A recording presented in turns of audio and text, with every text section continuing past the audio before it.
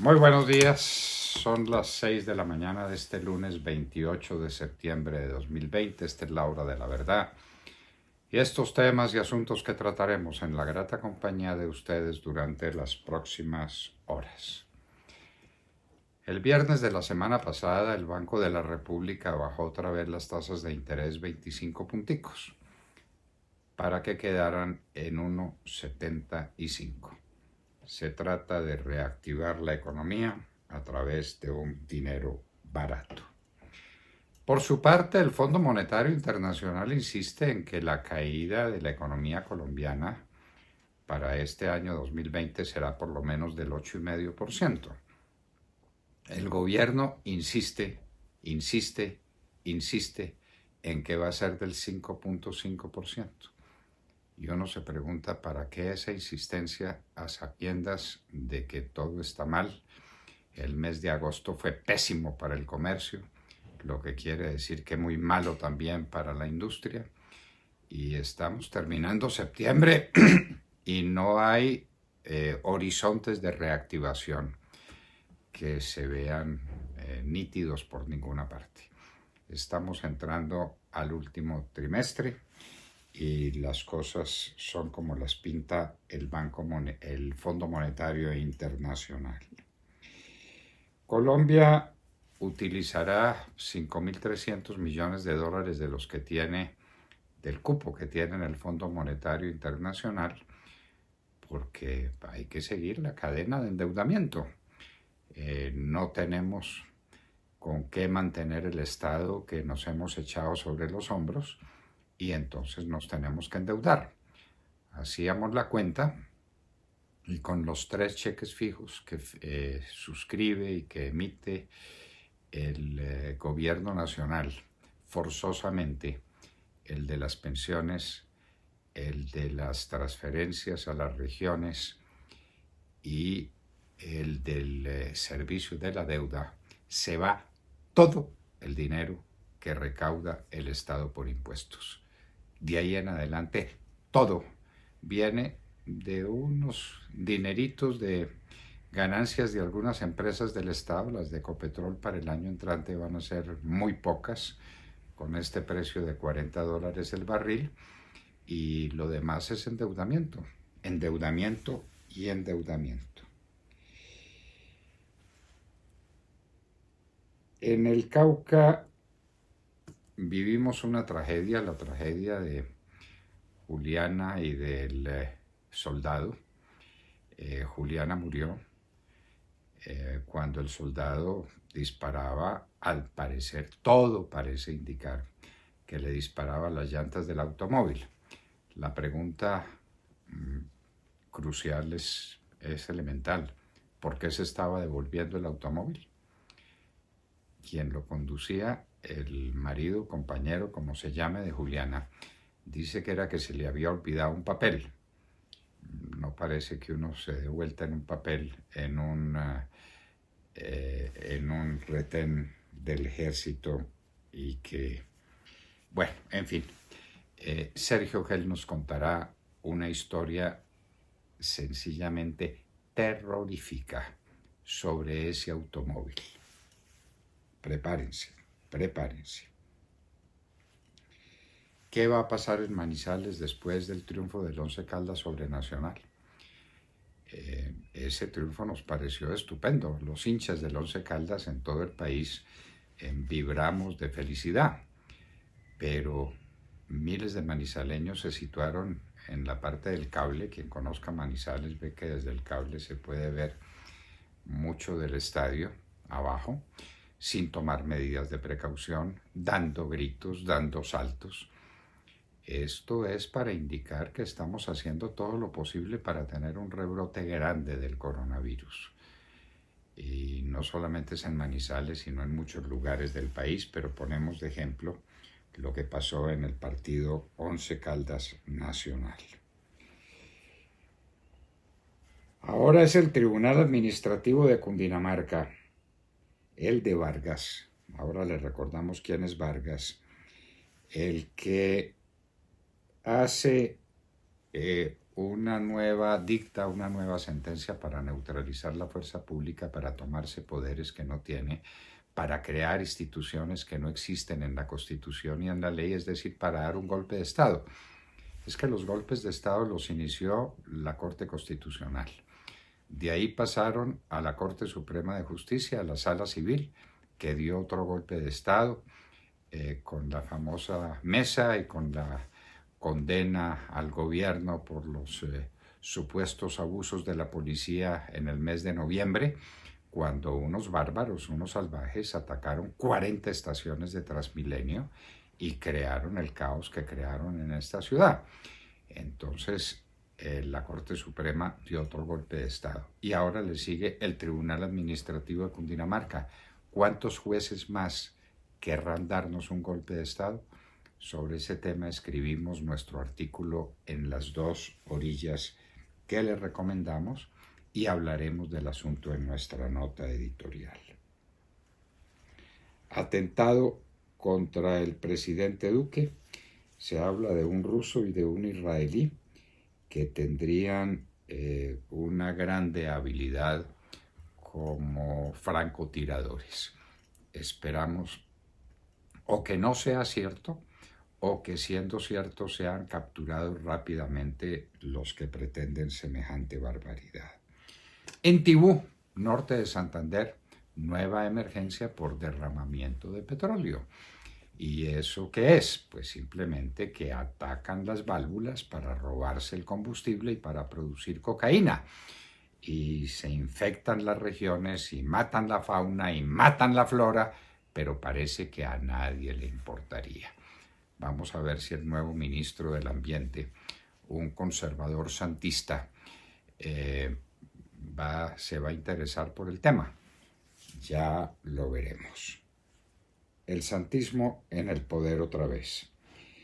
Emergencia por invierno en distintos lugares del país. Está lloviendo mucho y la temporada invernal apenas está empezando, porque la parte dura será en los meses de octubre y noviembre y comienzos de diciembre. 3 muertos en Tumaco. Parece que no son 3, sino que fueron 6 los muertos en Tumaco en un resguardo agua, donde unos bandidos llegaron a asesinar a la gente, que es lo que está pasando en Colombia. Amy Coney Barrett, la excelente juez que Trump escogió como candidata para ser magistrada de la Corte Suprema de Justicia de los Estados Unidos. La candidata es maravillosa, de una gran capacidad, de una gran inteligencia, católica, muy seria en sus convicciones. Vamos a ver qué ocurre, porque el Senado de los Estados Unidos está dispuesto a elegirla antes del próximo 3 de noviembre. Debate Trump y Biden. Trump está diciendo que acudirá a las autoridades de dopaje. Lo que está insinuando es que el señor Biden está tan disminuido que necesita ser alimentado con doping para poder resistir un debate público con Trump. Muy grave acusación. Lo cierto es que Biden es un hombre muy disminuido y uno se pregunta por qué. Se lo pregunta otra vez, ¿por qué los Estados Unidos, que producen tanta gente importante en tantos sectores del conocimiento, de la actividad, de la empresa en el mundo, no tengan ofertas políticas más claras que las que hay para este próximo 3 de noviembre? Vuelve con la reactivación, la contaminación del aire en Bogotá. Triple homicidio en Quibdó, en Chocó. También las bandas criminales, no puede ser de otra manera. Azerbaiyán y Armenia están al borde de una guerra que tiene muy preocupado el mundo. Todas las grandes potencias los están invitando a que se sienten en una mesa de negociación y que resuelvan el tema por un sector, por un territorio que no le pertenece a Armenia, pero la mayor parte de la población sí es armenia. Armenia y Azerbaiyán en un conflicto muy peligroso. El ejército se rinde sin combatir. Hablaremos con el señor coronel Hernán Mejía Gutiérrez. Me niego a arrodillarme. El libro de Hernán Mejía Gutiérrez, El ejército se entrega. Y se entregó en Balboa, y se entrega en Algeciras, y se entrega en cuantas partes. Salen los vecinos cocaleros empujados por las FARC y los montan en camiones y los echan. Los echan como se echa a un perro sarnoso. Los comercios que se cerraron en el tiempo de la cuarentena, la reactivación de los que quedan. Hablaremos con Juan Esteban Orrego de FENALCO Bogotá. ¿Por qué la extinción de dominio se lograba antes en meses y ahora necesita años?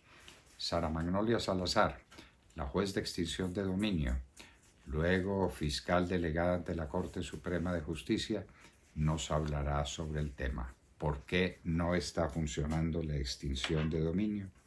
Electricaribe. Señores, esta es la semana crucial.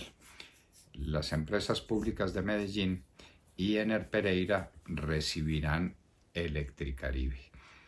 Y van a tener un desafío gigantesco porque Electricaribe es un desastre. Precisamente ese cambio se está haciendo en medio de inmensas protestas de la gente por el pésimo servicio de energía eléctrica en la costa atlántica. ¿Cómo será este tránsito? ¿Cuál será la capacidad de EPM y de Ener Pereira para restablecer y en qué plazo un servicio de energía eléctrica como el que la costa demanda y se merece? 7.018 contagios deja el coronavirus en Colombia con 192 muertos, es la cifra de ayer. 7.000 contagios, es la señal clarísima de lo que se está diciendo. El coronavirus no se ha ido y todo parece indicar que tendremos un rebrote muy fuerte. Dice el New York Times que tuvo acceso a los documentos tributarios de Trump en los últimos años y que no pagó impuestos, que Trump es un multimillonario que no paga impuestos. Trump dice que eso es mentira, que eso es falso, pero tampoco presenta una alternativa. Entonces, ¿esto en qué incidirá? En la percepción que la gente tenga de Trump, un multimillonario que no paga impuestos. Esa es una acusación muy seria que hace el New York Times. Uno se pregunta, ¿y cómo adquirió esos documentos? Esos documentos son reservados. ¿Cómo los adquirió el New York Times? 6º aniversario de la desaparición de estudiantes en Ayotzinapa, en México.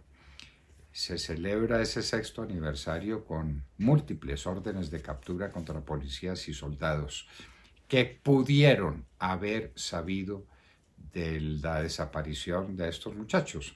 Estaban protestando, desaparecieron, tal vez se han recuperado 1 o 2 cadáveres, restos de esos muchachos, y los jóvenes de Ayotzinapa desaparecieron. Nueva York tiene 1.000 casos nuevos de coronavirus, no lo sabía desde el mes de junio. Se completa la 7ª semana de marchas continuas contra Lukashenko en Bielorrusia. Lukashenko se posesionó prácticamente a solas, juró cumplir con los deberes de su cargo y le está pidiendo a Rusia que lo soporte y que lo ayude contra estas manifestaciones continuas que lo tienen en entredicho. Semana de cuarentena radical en Venezuela. Se mantendrán abiertos solamente los sectores prioritarios. Claro que no se pueden mantener abiertos muchos sectores en un país donde no hay gasolina, donde no hay nada, A Venezuela se la robaron toda entera. Continúan las llamas en el oeste de los Estados Unidos.